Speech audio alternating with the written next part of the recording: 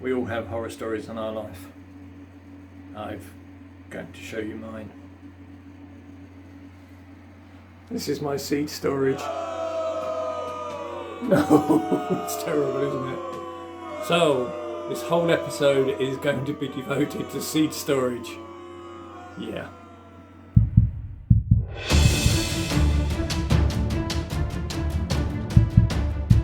So seed storage isn't an easy subject. I've been reviewing a lot of experts on the subject of seeds, and it's very, very confusing. There doesn't seem to be one consensus of opinion. Let me explain. So here we see the Royal Horticultural Society's official pages about how to store seeds. They say stick it in a sealed container with some desiccant. This is desiccant, it's silica gel, and basically it absorbs moisture that's actually in the air. I don't think you see that, but you get them in all sorts of packages, especially when you order from Amazon.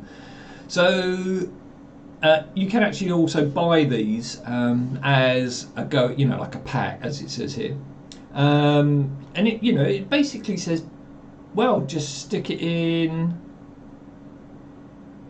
a fridge. There we go. So I've also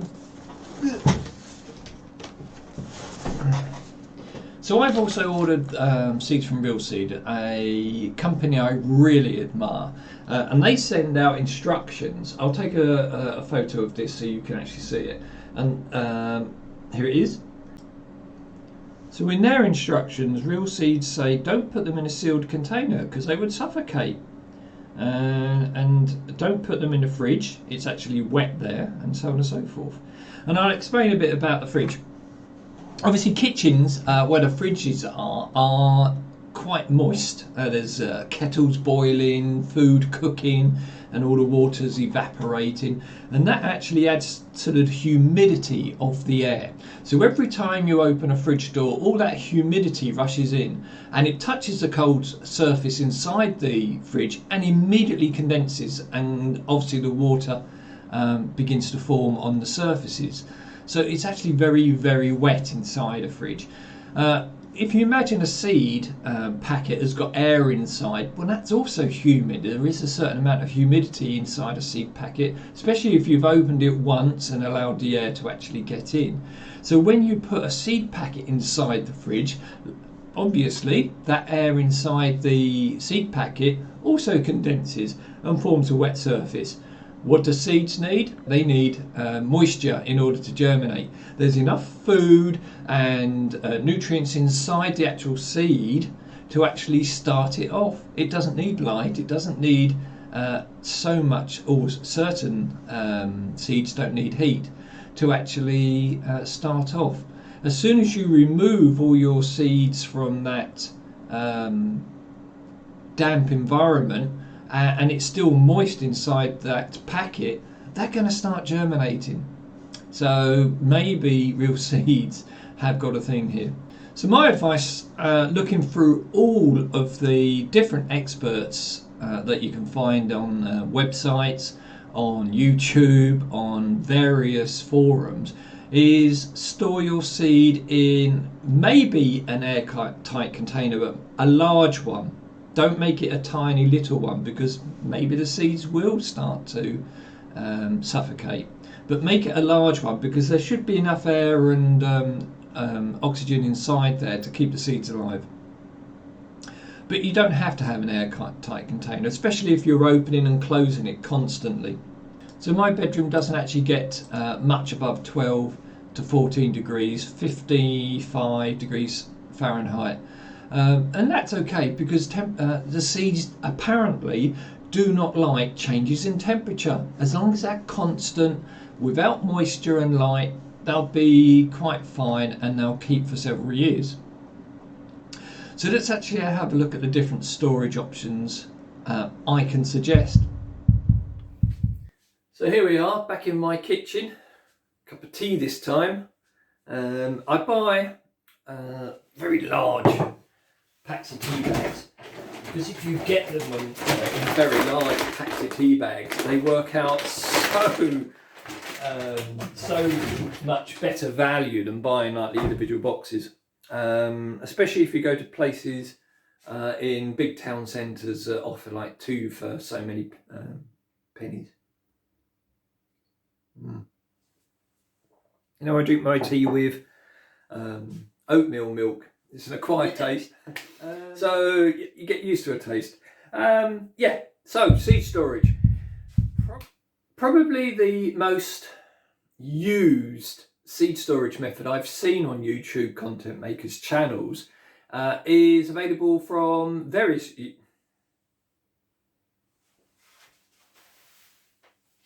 I'm in the kitchen, so somebody wants food. She ain't getting any. She's on a diet because she's getting tubby. Aren't you? I'm feeding you too much.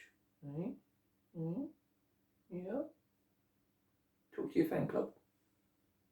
Wave to them. Hello, fan club. All right, off you go. Don't. No food. I totally forgotten where I was. Yeah, so probably the most used and recommended form of seeds storage is from Amazon and places like Hobbycraft or anywhere that does plastic storage boxes. Now, I ordered these off Amazon, and here's my awful selling routine. There is a link for these below. I've actually given 2 links to the same product. One was £17, but has a very long lead way. It was I ordered it in about the 28th of December, and it said it would arrive the 17th of January. It actually arrived 2 days ago, the 3rd of January. So don't know. The other one is £25, but offers the next day delivery. All of this is free delivery if you have Amazon Prime. Otherwise, the relevant delivery costs will apply. Now, this is what it looks like. It's a plastic photo box, and I'll show you a close-up of this in a second. It's a plastic photo box, carry handle, and inside are individual photo storage boxes. So let's have a look at this in more detail. Hopefully you're picking this up all right. Let's take off the plastic. Our local corner store, the Co-op, has a place where you can take your plastic and it gets reused and recycled, made into garden furniture. So you open up and there's a lovely colour-coded different seed boxes, and they simply pop open the tab and open up. Now, I do think that these will go brittle across the course of time, and these might snap off, maybe a year, maybe 2 years. But to be honest, if you keep them like this, it won't matter much. These boxes appear to be quite firm closing, so if you keep them like that, it will keep them all safe anyway. You can put sticky labels on or just write on the box. Keep your seed storage in there. Let's show you an example. So here's the seeds storage. Open up your box, pop your seeds in. Job done. Another storage option I've seen was on another YouTube content maker, Jessie at Plot 37, and she uses Ikea small sets of drawers for her storage. Let me show you. And there she is in all her lovely glory, Jessie and her mum at Plot 37, and to her, just trying to sort of get that right, to her left hand side, to the right of the picture, is her seed storage units, and these are Ikea Moppe,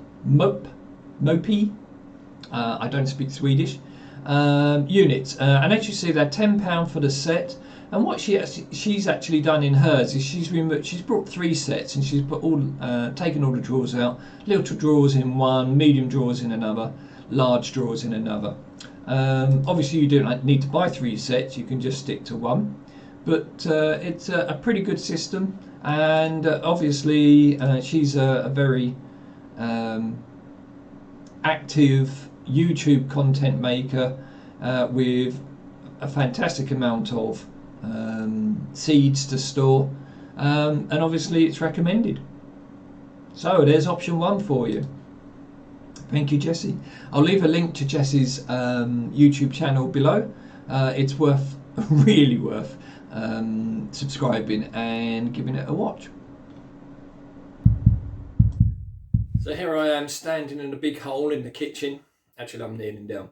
The next thing I'm going to show you is what to do with seeds you collect yourself, or maybe you've got a split seed packet and you want to actually put them more securely. How do you actually store those?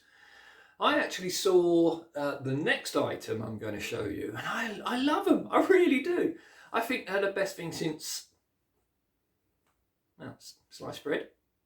Maybe not. But I think they're one of the best ways I've seen of actually saving seeds. Now, I saw these on a recommendation on Freddie's Growing and Foraging, who's another YouTube content maker with the most beautiful accent. You do give her a watch and maybe subscribe to her channels. She's very informative and knowledgeable, and her accent's to die for. So I'll leave that link below as well. But these are, she actually recommended these as, excuse me. And the reason I'm keeping looking down is because the cat's sniffing at the tripod. Aren't you? What is it? What is it? Oh, she's standing on it now. What are you doing? Here she comes. So yeah, and she was actually recommending these, and there's a company on Etsy who take these pots and they put their own seeds in them and stick lots of labels on and sell them for $4.99, or I did see them at $3.99 in the January sale they had. I'll put a picture up. There we go. But it struck me that all of the seeds that are actually shown are actually available from another seed company. So it strikes me that maybe they're just using these containers and buying the seeds from somewhere else, sticking on the labels that they printed themselves or had printed and selling them on. Certainly they seem to be making good money on it anyway. But let's not discuss other people's ways of making money. Let me show you the actual containers. Oh, kitty. So here they are. They're tiny little cardboard tubes. Now you can get them in various colours from Amazon. I like these green ones, but there are some like plain ones without any colouring. Aren't they gorgeous? I mean, there's quite a good seal on them. You can pour the seeds straight into there.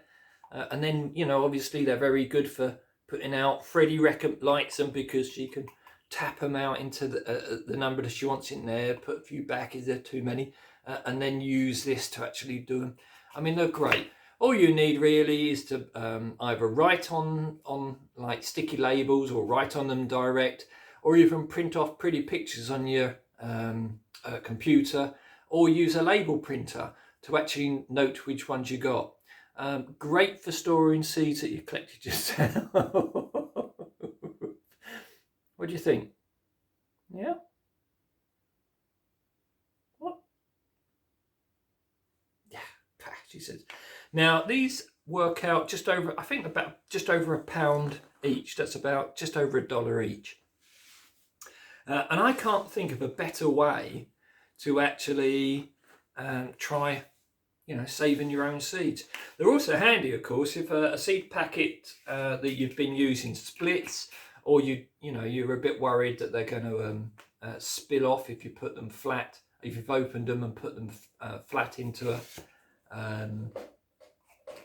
one of the photo storage units we've looked at earlier, And you know, you can just label these up, put them in another box, or just leave them on a shelf somewhere, as long as they're in a cool, dry environment.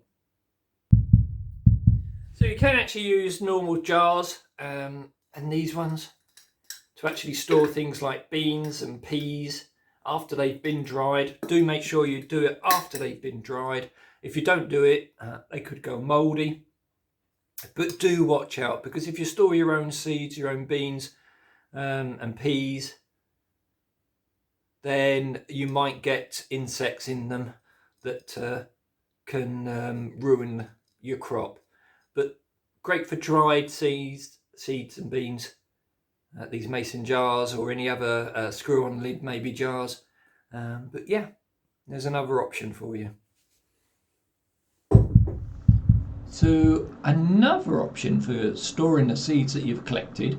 I've not actually tried this, but I was looking through and browsing, and my mind was, you know, overworking again.